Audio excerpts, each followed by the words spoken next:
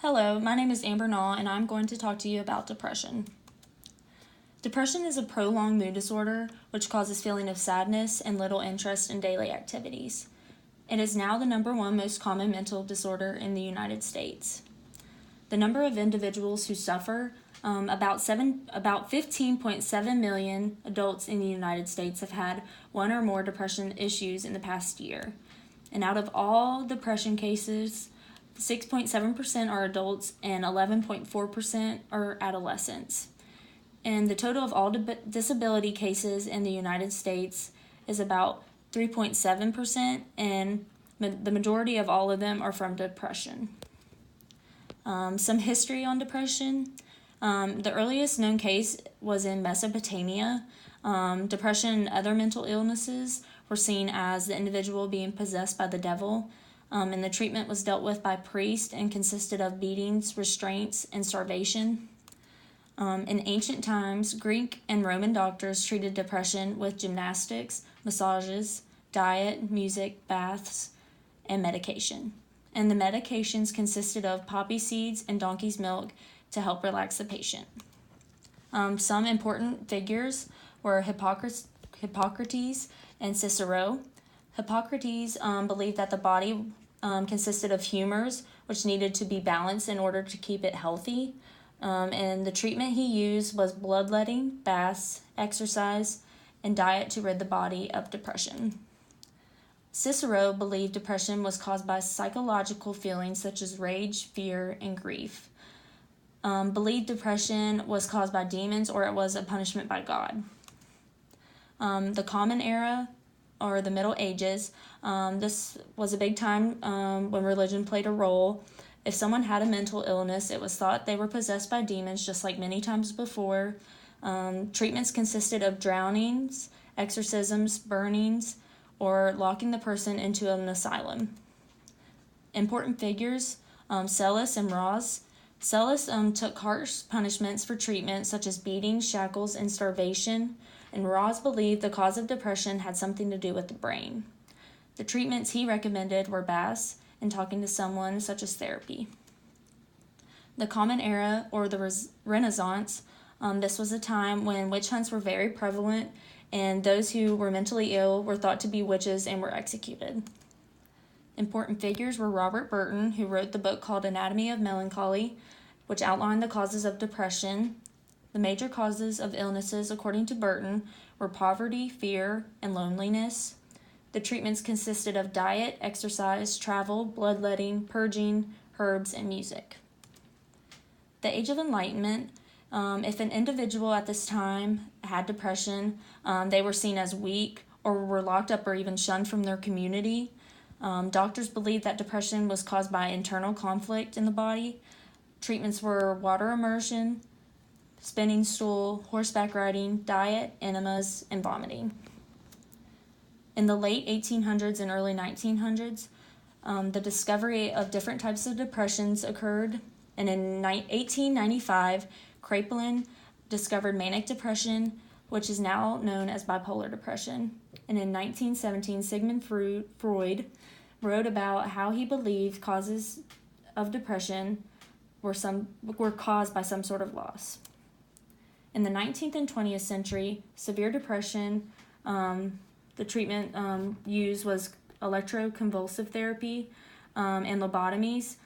They were performed in order to remove the frontal portion of the patient's brain. In the 1950s and 60s, the causes of depression were divided into different types of categories, and these were indigenous, neurotic, or reactive. 19th and 20th century, one major discovery was made in the 1950s about tuberculosis medicine.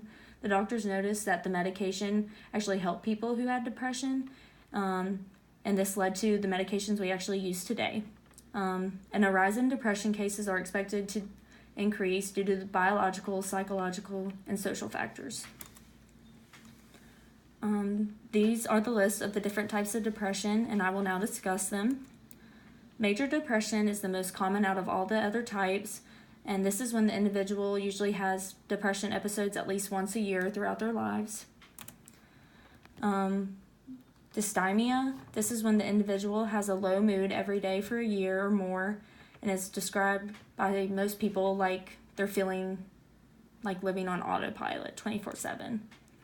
Seasonal affective disorder occurs mostly in the winter due to little sun being out, and one treatment that's actually recommended is to go to the tanning bed.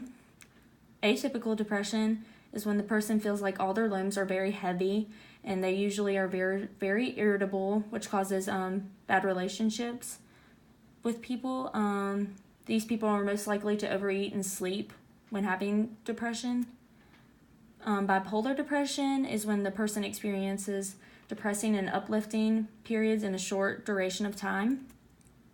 And the psychotic depression is when the individual experiences extreme depression and hallucinations can actually occur. This type of depression makes the person struggle to leave their bed on a daily basis. Postpartum depression occurs after a mother gives birth. It is caused when the mother feels disconnected or feels she might hurt her child. Premenstrual dysphoria depression happens in the female's second half cycle. It causes problems for them to function normally as they would throughout their day. Situation depression occurs after an individual experiences a traumatic event. The symptoms, things to look for when the person is constantly feeling hopeless, sad, or worthless. Some characteristics they could have are irritability, frustration, or restlessness throughout their day, loss in enjoyment of activities, or the individual may sleep or too much or have little energy. Weight can also be a problem. The person could be eating way too much or too little, which could lead to some serious medical issues. They could have difficulty thinking clearly, remembering, concentrating, or making decisions. Some ways to cope. Some methods are to take care of the body by diet and exercising. The main reason exercise is recommended is because of the endorphins the body gives off during exercise. Yoga and meditation are also used to clear the heads of any self-doubt. Therapy and counseling are also used for the person to get their feelings out and talk to someone about. Medication is usually preferred over therapy. Another way to vent is just by keeping the journal and writing down how you feel. And besides using medication as a treatment, some prefer to drink special teas or supplements. The types of antidepressants, here's the list of them. The SSRIs are the selective serotonin reuptake inhibitors. They affect the chemical in the brain serotonin, and they are usually the first type of antidepressant prescribed. The SNRIs are serotonin norepinephrine reuptake inhibitors.